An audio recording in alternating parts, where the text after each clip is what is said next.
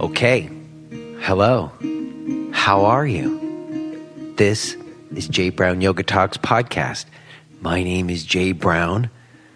Welcome and thank you for tuning in. How was your week?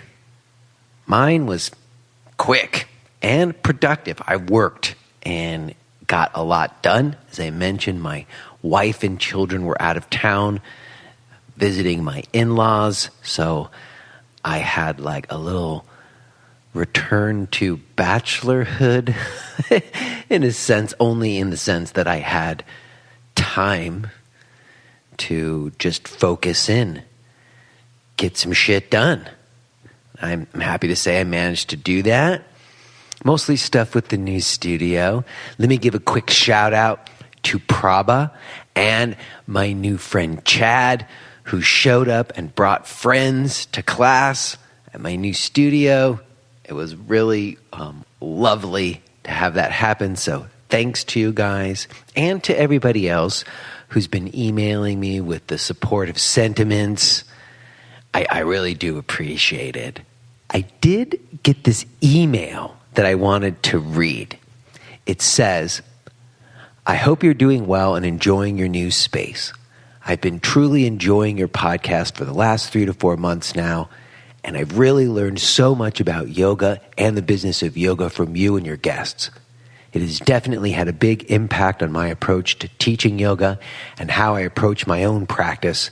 But after your podcast with Kristen Fuel, I felt I had to sit down and write to you. I personally go to Core Power Studio, and I recently finished their PYTT. You and some of your guests are usually derisive of CP, Yoga Works, and many other larger yoga centers.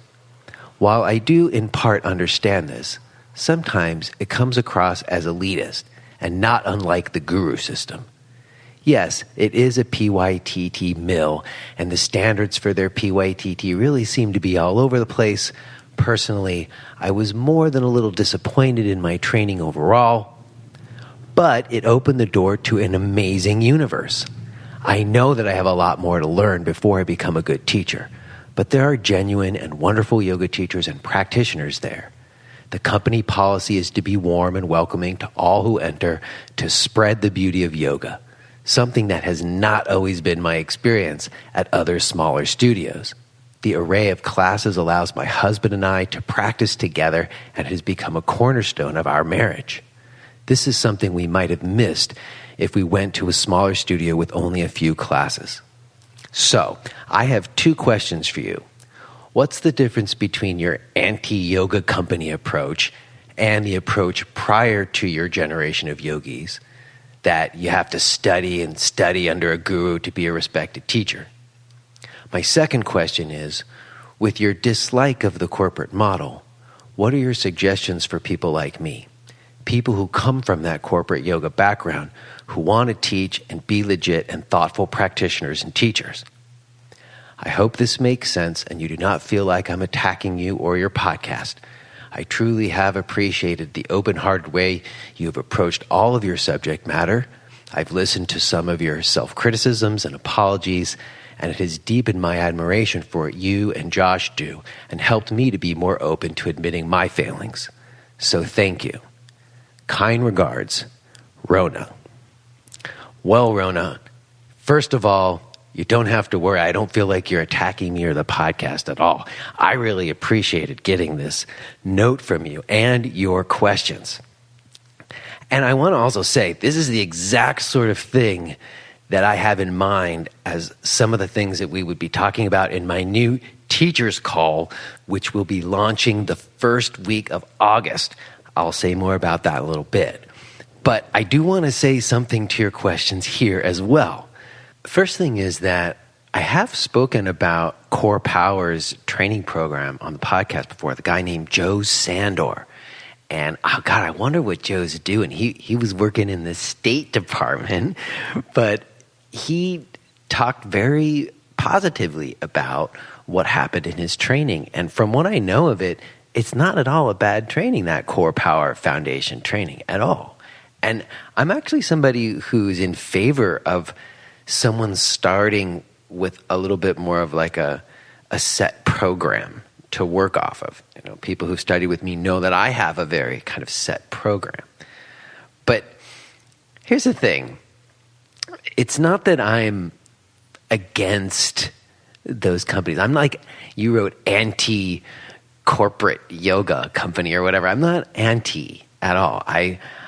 I'm pushing back against what has happened, which is that those big scaled companies that are backed by venture capitalist dollars, they have secured more and more of the market share, and it's made it harder and harder for independent people to have yoga centers like the one I had in Brooklyn for 10 years, or places like even before I had mine, which is kind of what your question is going to. So the first question that you're asking is like what I'm doing different than the people before me in terms of, I think you feeling like I'm being a little bit elitist. And I totally hear that. And I think sometimes I am guilty of that. But in this instance, I don't think so much, because what I'm pointing to is that there are trade-offs. And yes, you get the benefit of having all of these many options for class times, right? And you get cheaper prices and a convenience and a kind of sort of customer service thing maybe. And that is really why Core Power has done so well, because they are able to provide that in a way that like a smaller center can't. But there's other subtler things that happen because of it. It's kind of like the way Amazon took over and now there's no independent bookstores anymore. So when you're a teacher and you teach at those places, and I don't know if you're teaching at the place that you've trained yet, but the relationship to, who pays your check, or sometimes it's more just the way that that model requires more people in class and to upsell the training. I'm betting you got invited to do a teacher training at that place pretty quickly. As soon as you demonstrated that you were coming regularly, I bet it was suggested you to take the training, because you need the trainings to survive. And that big chunk of money and the set 200-hour curriculums, like that standardization allows for them to make more money, to meet the bigger overheads that have been taken on. And all of that turns into a process where it's no longer this like teacher-student relationship that happens in a way. It's no longer about your own will. You see, if you didn't have all those options, if you didn't have 10 classes to choose from every day, you only had 2 classes or 3 classes, you would have to be more committed. You'd have to get there because you were really serious about wanting to learn, And to your question, what's different is that I, unlike the generation before me, I don't have a guru. I never traveled to India and kissed the feet of the guru. My teachers did that some, and I was taught to revere those teachers as yoga masters, but I never did. I never gave myself over to any gurus like that. And I was sort of come up in the generation where we kind of had to find our own individual voices, And that goes to another thing, which is if you're an individual teacher who wants to try to make it your living, if that's what you want your life to be, teaching yoga, you can't really do it teaching at places like Core Power usually, because those places sort of bank on the fact that teachers don't make their living off teaching, that they got other jobs or other sources of income or partners or whatever that enables them to teach these classes for like very little money. You see, I had 5 people show up to a class this week at my new studio, and they got to choose their own rate, and I made $80 off of 5 people. If I had taught that same class at even in independent centers, which are now being run in the same kind of way as those corporate run, because they got to compete. So if I had taught at another center, I would have probably made maybe $20 or $30 for 5 people. If I was lucky, because if they were on promotions there, I might not have gotten paid for them or whatever. So the point is that if we want to have yoga teachers who are able to kind of dedicate their lives to study and become good yoga teachers like you say that you would like to be, we're going to have ways for them to do it. And those scaled models don't allow for it. So me getting an artist loft space and just offering 3 or 4 classes a week with literally a sign-in sheet and a cigar box with change in it, which is what I'm doing, which is so crazy. Those of you who've been around for that long might remember I've gone completely old school, but it's suddenly like it's just about me having practice with students. It's not me trying to sell yoga classes.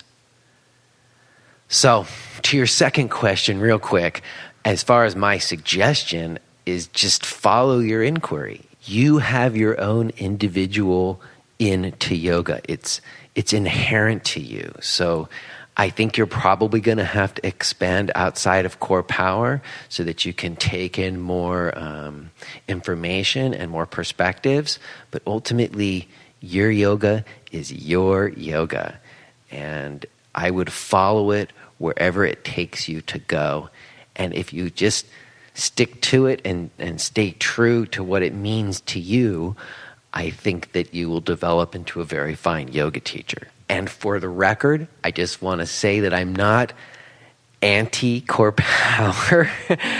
I just fear that through the process of making it in this more scaled way, we're going to lose some of the real power of yoga. So I'm just trying to push back against what feels to me like trends in our economics and in our culture that are leading us in not great directions. And so anyways, I could go on for too long. Thanks again for your email, Rona. And if anybody else wants to send me some emails, please do. Also, look for the Teacher's Call, again, launching the first week of August. Okay, let me mention who's on the podcast today. Arundhati B is on today, and it was super fun to talk to her. She's a podcast listener who reached out to me after I was talking about people being mad at me for not having more people of East Indian descent on the podcast and of cultural appropriation. And she had written me this email encouraging me and being supportive. But that wasn't the only reason why I brought her on the podcast. She also wrote several blogs I had read that I thought were very interesting. And if you listened last week to Beryl Bender Birch talk about the origins of power yoga here in the West, well, Arundhati, she had her first yoga class in India, and it was a power yoga class. So what got started here got transported back to India, and that was her first experience. Although she didn't end there, she, like Rona, wanted to expand her education, which she did, and then she also moved to the West, I think it was like 5-6 years ago now. So we get to hear this very interesting perspective on what yoga was like in India and what yoga was like here in the West, and just what her experience navigating those two cultures has been. Very cool. We'll get to listen to it today. Before we do, let me mention that Today's episode is sponsored by yogaanatomy.net, the online education resource of Leslie Kaminoff and Amy Matthews, co-authors of the well-known book Yoga Anatomy. You probably know who they are, but if you don't, I encourage you to go back and listen to the episodes I recorded with them. They're both personal friends of mine as well as teachers of mine.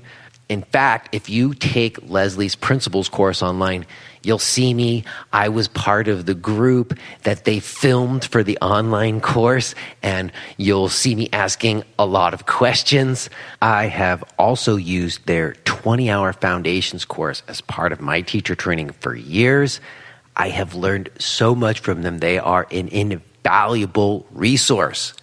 If you need to study yoga anatomy, or if you just want some deep yoga learning, I highly recommend going to yogaanatomy.net.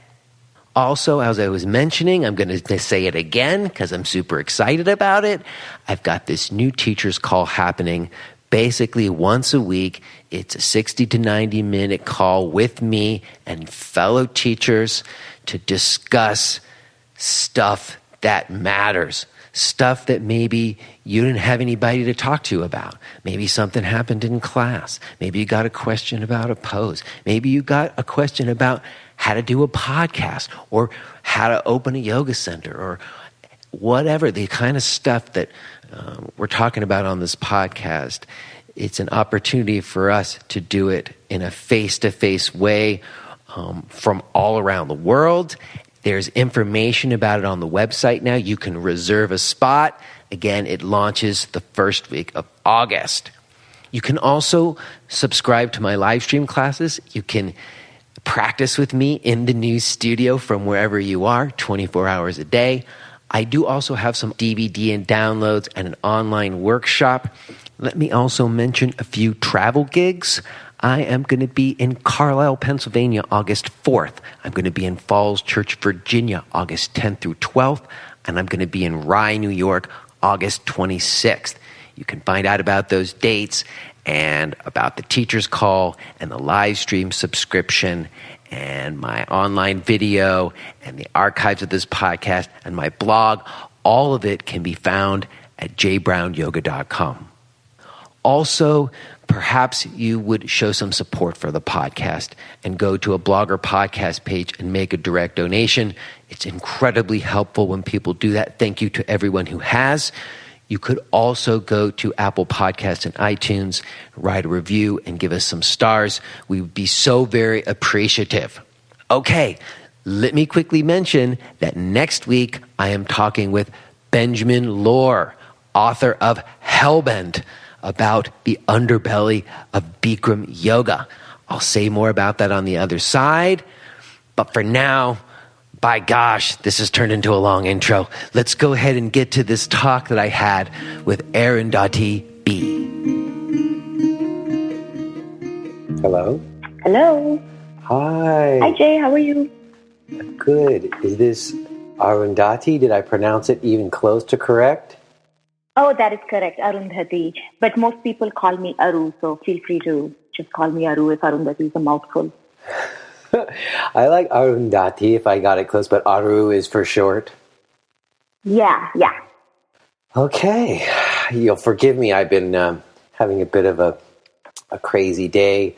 I have some family in town, and me and my father-in-law just tore down a shed in my backyard. Oh my gosh, okay, that's a lot of work. It was some physical labor, but it felt good, and it was fun to hang out with my father-in-law, and we got it done. And I made it in time to sit down and relax and have a talk with you. So that's a beautiful thing. Perfect, okay. How is your day going? Not too bad. I'm actually looking forward to the long weekend. Where are you right now? I'm in the greater Seattle area in Redmond, Washington State. Oh, okay. I got a sister who lives in Vancouver, Washington. Oh, okay. Pretty close by. Do you come up this side often? Not too often, but I actually have a trip planned there in July for the first time in a very long time. We're doing like a big old family road trip to visit my sister. So I'll be out your way later this year. But Yeah, that's an intense road trip. Yeah, well, we're gonna fly to Montana. I have this gig at the Feathered Pipe Ranch, and then we're gonna go from there and visit some friends in Idaho, and then make our way all the way to the coast. Ooh, sounds fun. Very cool. Well, enough about me and my summer plans. That's not why we got together to talk. The reason why we got together to talk, just from my perspective, is one, just for anyone listening to this, you kindly wrote me an email after I talked on the podcast about like people criticizing me about not having people of East Indian descent on the podcast. And you wrote me an email and you said, I'm of East Indian descent. Don't worry, I think you're doing a nice job. And I was really appreciative of that. But, you know, I want to also just tell you that that's not the only reason why I wanted to talk to you. It wasn't just because you were of East Indian descent, because when I went and looked at your website, I noticed that you wrote that article, and you sent me a link to it later, about the difference between yoga in India and yoga in America. And, you know, I read that when you first wrote it. Oh, you did? Oh, yeah. I didn't tell you because I didn't want to spoil it. I wanted us to talk about it. But you know, I'm a guy heavy into the blogosphere for a lot of years. So I always keep an ear out for what's being written. And I remembered that article when you wrote it. I remember reading it. And it was much longer before there was all this conversation about cultural appropriation and stuff, you know? Yeah, you know, the funny thing about that, it's the first article I ever wrote. Yeah. And I was like, because when I met the founder of Seattle Yoga News, he was like, oh, why don't you write something for us? And I was very new back then. I was like, write? Me? I can't write. But I was like, okay, I'll do something. And I wrote that. And when we met after the article was published, he said, guess how many people have read it? And this was, I think, a day after it got published or two. And I'm like, 20 people? He's like, no, some 250, I don't know, 1,000 people. I was like, what? Yeah. Well, it was like, it was a while back. It was like 2013 or something. Yeah. And that was when there was much more of a blogosphere heyday, and stuff would get circulated quite a bit. It wasn't just Facebook, I was really new to this whole blog world at that point, so I didn't know what was going on. Well, you know what I would say as a longtime blogger, it was quite good because it was just really honest, and it was a perspective that I hadn't heard, you know? And so I think that's why it was so well appreciated. And so let's talk a little bit about that. I had someone on the podcast recently who lived in India most of her life and then came to America. But she didn't even really get into yoga so much until she came to America. And she said a great thing, which I loved, which you might appreciate. She was sort of saying, oh, people always say women didn't practice yoga in India, but we were the ones making the food. So we were doing all the yoga, you know. Absolutely. She was talking about yoga being baked into the fabric of life there. Yes. But you studied yoga and Bollywood dancing, which I also have an affinity for. You do? Oh, yes. I love it. I used to watch the movies back in college with a buddy of mine. He was really into all these different kinds of movies. And then I remember being in India and going to several movies. And so I don't know. I think it's cool that you studied Bollywood dancing also. And then, so I guess where I wanted to go was that you studied yoga in India before you came here. Is that right? That's correct. But I didn't study it for many, many years. I spent about 26 years in India before I moved here a few years ago. But I only studied yoga probably in the last year or so before leaving the country. So I didn't grow up being exposed to yoga, and my parents didn't do it, and my friends didn't do it. So I didn't grow up with it constantly. It's something I came to much later by default, actually. And I think I studied it pretty intensely, close to a year and maybe a little more before leaving the country. I see. And where did you grow up in India? So I'm basically from the southern part of India. I largely spent most of my lifetime there in Bangalore.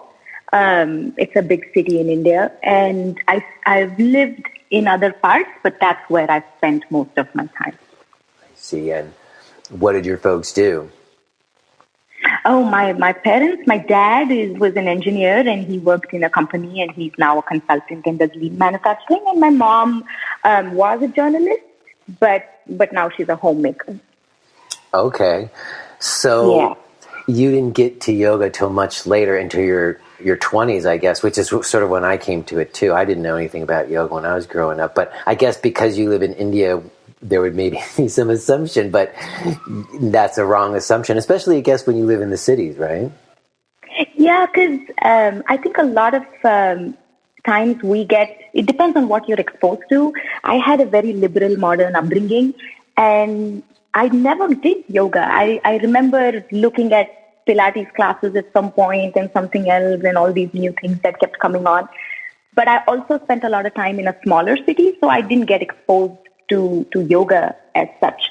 I think my first yoga class was probably when I was like 25,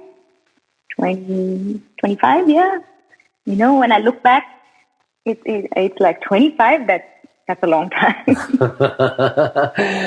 Time just races and races by.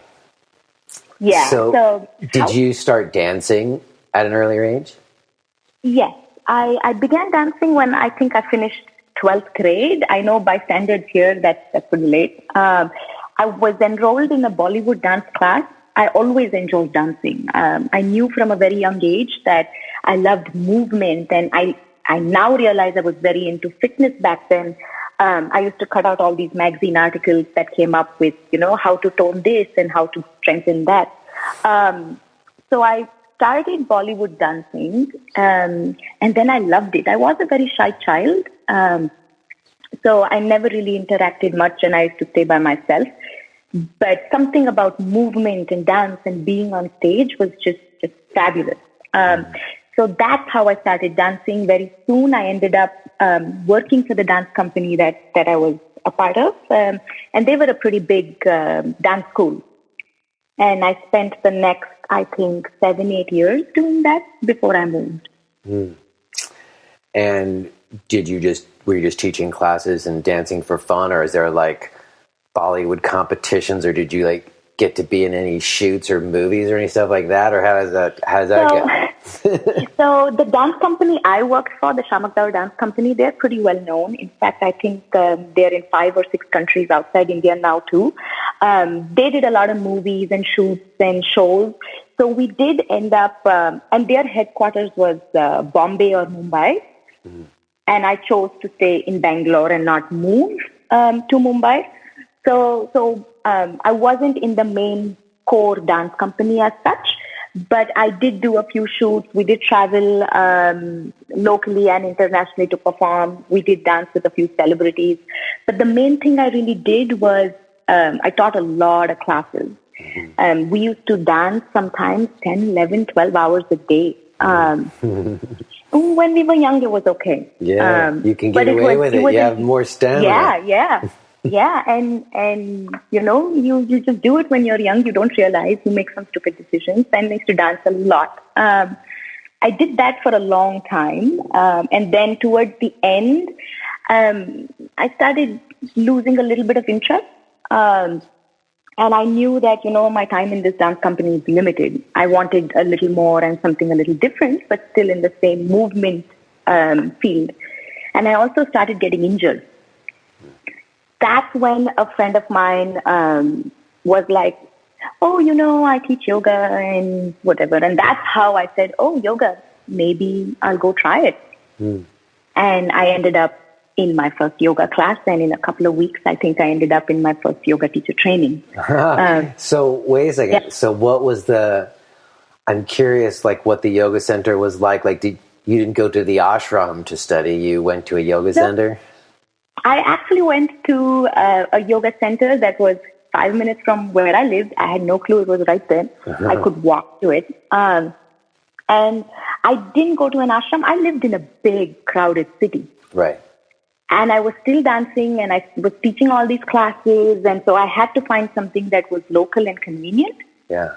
And there was this power yoga studio down the road. See, they have power yoga studios. That's what I've heard, that Oh my The gosh. yoga of the West has been brought back to India, and now there's the same kind of yoga there that you can get in New York and stuff. Pretty much, yeah. Wow. That's what it's become. When I was there about six and a half years ago, it was just coming on the scene, but now it's pretty explosive. You'll find a lot of Western yoga components back home as well. But you found your way to a power yoga studio in Bangalore. Yes. Okay. It was right down the street from your house. I mean, pretty much, I didn't know it was right down there. And I'm like, she gave me a list of 3 places I could go to. Okay. I literally said, okay, what is the closest to me? I will go there. That's usually how it works. I ended up there. The place that's on your way home from like the subway to your house or from whatever, whatever's closest and easiest. Yeah. And the funny part about that school, they no longer exist. They closed. Is that it was run by this American guy. Oh, okay. Huh. Yeah, he owned it. It was in partnership with this American guy, and he taught with 2 other Indian teachers, and that's how I got started. When I went to my first power yoga class, back then I didn't know power yoga, not power yoga, hatha yoga. I was just curious and exploring. Yeah. I loved it. And then I just stuck to it, and then I enrolled in a teacher training program, and that's how I got into yoga. And did you do your training there too? My first one, yes. Yeah. And it was just like a fast, pumped up vinyasa kind of thing? Or what would you, power yoga, I guess that's what that means, kind of, right? Was it like fast and sweaty and big, loud stereo? So, yes and no. It wasn't crazy fast. Yeah. I've been in faster classes. It wasn't crazy fast. It did have some music playing, but because I was a dancer, I actually kind of liked the music. I like music, don't get me wrong, but sometimes those classes, like the music's really loud, I found. Oh, yeah. And you're also trying to beat the honking and the street vendors and all the other stuff. Okay, right? Yeah. It was definitely sweaty because it was hot, and I did this in summer. Right. But it was a good school. I think 2 of the other, actually all 3 teachers, if I'm not wrong, belonged to the Bihar School of Yoga. Okay. And one of them from the 3 pool of teachers was actually a gold medalist from the Bihar School of Yoga. So it was, in quality, it was actually pretty good. Huh. It was professional, it was organized, and it was good. So that's where I started. Well, it's very interesting, though, because isn't the Bihar school like a very traditional school, like not what you would normally think of when you think of power yoga? Absolutely. So these 2 are, I forget if all 3 studied there, it's just the 2 of them studied there. But these 2 teachers who studied there spent a lot of time in the Bihar School of Yoga, but also studied different schools and different styles. Huh. And so they offered Hatha yoga, they offered Vinyasa yoga, they offered a little bit of Bihar school. So it was a mix of different things. Mm-hmm. But the training that was sold was the power yoga. I also think that sold well. I see. And you already had like a lot of movement experience. So correct. You took to it pretty quick like I did, I'm sure. And then you said you did your training like pretty quickly after you found the place, right? Yeah, within a couple of weeks. I had already made up my mind that I was going to study yoga. I just had to learn to love it. But what surprised me was how naturally it came to me. I fell in love with it. And then I really geeked out on all different things. Yeah. All right. So you did it. How long was the training? How long did it run for? What sort of program was it? It was a 200-hour, the typical Yoga Alliance 200-hour module. I think it ran 3 days a week. I don't remember properly, but 3 days a week, Monday, Wednesday, Friday, I think, for a couple of months. I could have that wrong. I don't remember properly, though. No, but I have to say, like, my mind's I'm surprised, like, because having read that other article when you were talking about the differences between yoga in India and yoga in America, like, I wouldn't have thought that you got basically the same kind of yoga and yoga education that people get in America. Nowadays, the 200-hour module is really popular over there. Yeah. There are schools that don't do it. I do have a couple of teachers with other styles of yoga who don't do teacher trainings and who follow the traditional model of you've got to study your whole lifetime, and when you're ready, the teacher will now say, hey, go ahead and come my class. Right. Yeah. Yeah, right. So that still exists, but this thing is really popular, 200, 300, all of it. Right. I think India is also westernizing at a very rapid pace. Yeah. And we like to copy a lot of things that the West does. So that's why these 200s are really popular. I see. So I'm sure you started teaching pretty quick too. Yes, because I was already teaching for about 5 years, 5 years of dance back then. So teaching came pretty naturally. I just had to get good at teaching yoga. But what I soon realized was I actually started falling in love with yoga a lot more than dance. And that's when I decided to make the shift out of dance pretty much fully and only do yoga. At this point, I realized that, there's got to be more than just power yoga. And I couldn't get my mom to do power yoga with all her. See, but that's so interesting you said that, because that's why one of the reasons why I changed as well in my practice, because at some point I decided I wanted to have a class that my mom could come to. And what I was doing was not something she could ever do. I was when I sat down and really looked at who am I going to cater to when I was teaching power yoga. I didn't want to be someone who only could teach the young and able. I wanted to be able to cater to pretty much anyone and everyone. And that's when I started looking for different styles and different teachers and looking in different cities as well. And that's how I started studying a little more Hatha Yoga. And then I went to Mysore and I tried a little bit of Ashtanga Vinyasa and did some Iyengar Yoga. So I did a whole bunch of different things so that I could cater to different levels of practitioners. And what was your experience of going to these schools in India? Like, did you study with when Pattabhi Jois was alive, or what was that shala like? No, Pattabhi Jois, I think, died in 1989. Okay. I started yoga in 2011. So sorry. Like I said, I had a long day. But you went to the shala, and what was that like for you? I didn't go to Ashtanga Vinyasa Mysore side, like the Pattabhi Jois lineage. I did study with his granddaughter briefly, Sharmila, in Bangalore, but that was brief. It's a style that didn't really appeal to me. The school didn't appeal to me. I did study in Mysore, and this was a little more traditional than what I did in Bangalore city. I met one of my main teachers there, Bharat Shetty, who did what he called Hatha Yoga. And that was a training that ran for a whole month from 5 a.m. to 8 p.m., 6 days a week. And it was a complete immersion. You had to go live in that city and really just spend your days studying, practicing, understanding. So that was one of my main trainings. And that was a really, I think that is my main foundation. Though I started with power yoga, today when I think back, I've pretty much forgotten whatever I did in power yoga training. But I would call that 1 month that I did in Mysore, that was actually another 200.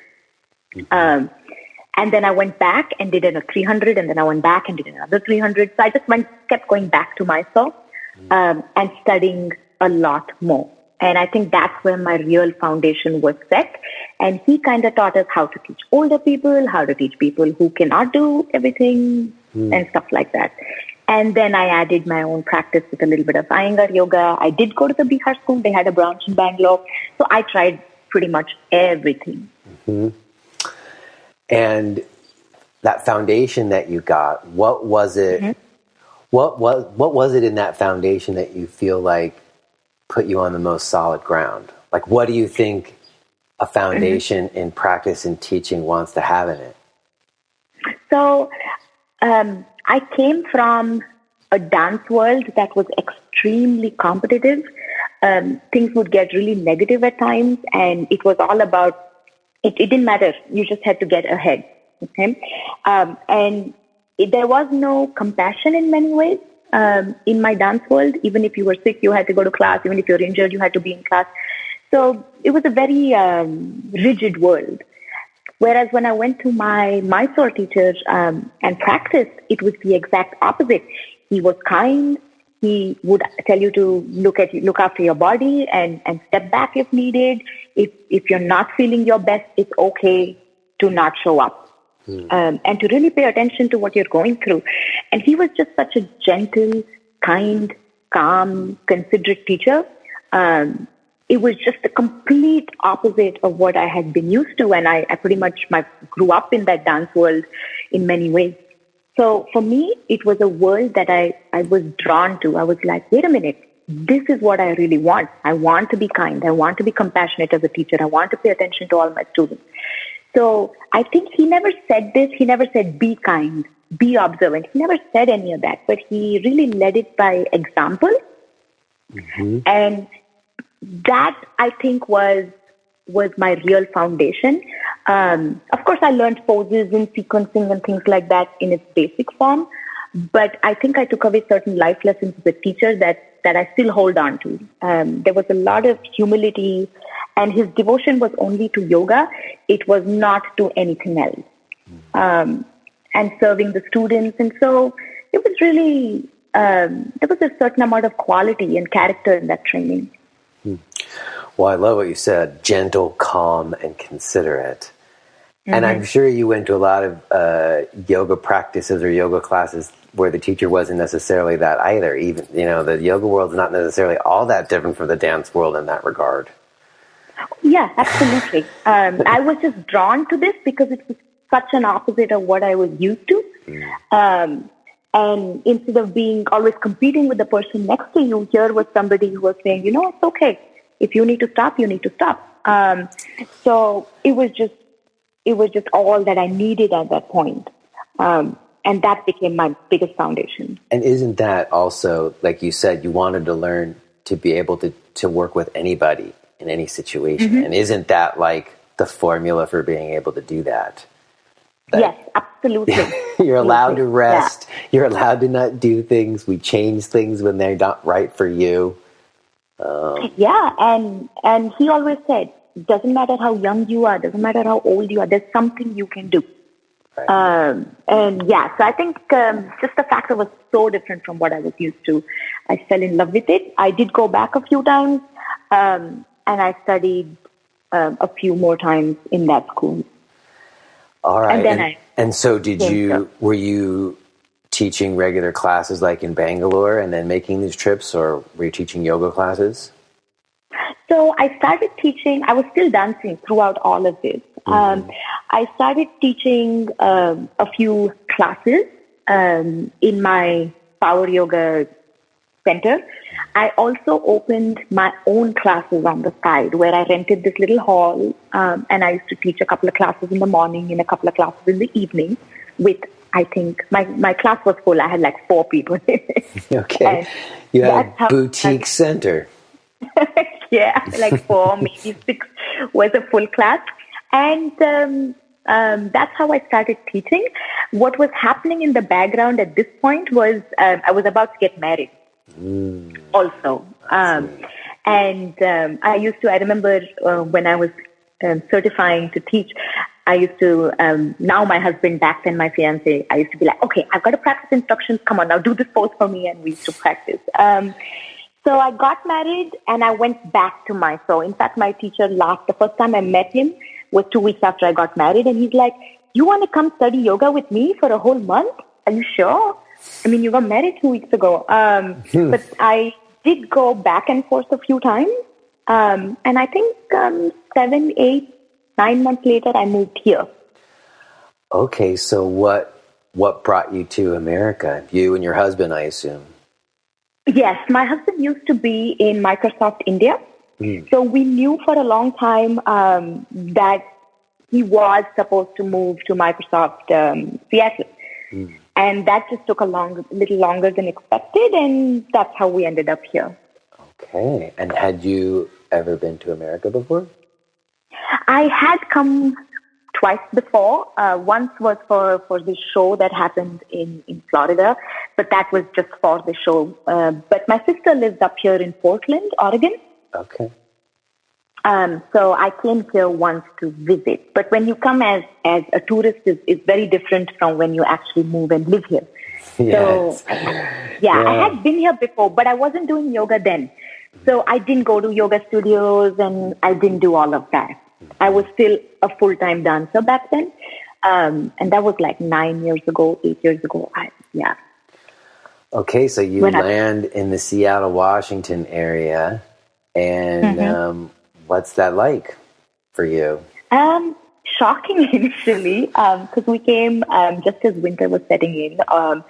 And it was different. I actually did not want to leave India because I had just discovered this whole world of yoga that I was oblivious to until that time. And I was getting so much access to good teachers and good classes, and my own classes were starting to come up and starting to do well. So I had to stop everything and move here, not really sure of what I was going to do here. So I came kind of kicking and screaming. Was not too happy about moving here. And Seattle didn't help. It was gray. It was cloudy. Oh, I know. It's not exactly the most warm environment of, weather at least wise. Yeah.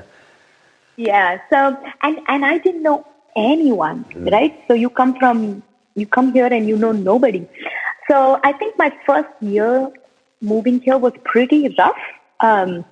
I think weather was the biggest thing I had to get used to. I didn't know what it meant to not live without sunshine. You needed a good coat. You needed a coat like you've never had a coat before. Yeah, it's not, you can't compare it to the winters you guys experience. Well, but still, I just know that, I don't know, coming from, even just moving from the West Coast to the East Coast, I needed to have new wardrobe. Yeah, and it was wardrobe, it was just everything. I didn't know how to drive, so I had to learn how to drive. Okay. So I think the first year was rough. I just felt lonely, very dependent till I got driving, and just I didn't know what I was up to. But after that, it got better. I think now if the sun shines too much, we can't handle it. But it's much better now. Now I call this home. And I won't move. Well, what do you think it was that was it just time healing and you getting used to the place, or you found a yoga class, or what? How did it happen? How did you get yourself out of that rough place? So when I got here, I think I kept myself busy. I think keeping yourself busy is really important. And that was that came to me in terms of, I did go to a few yoga classes, but to be honest, I didn't like the ones I went to, so I would just practice on my own. I don't do hot yoga, and I don't practice in even warm or heated yoga rooms. If you are hearing this message, then you're listening to the free version of J. Brown Yoga Talks. To hear the rest of our conversation, please subscribe to Podcast Premium at jbrownyoga.com/premium.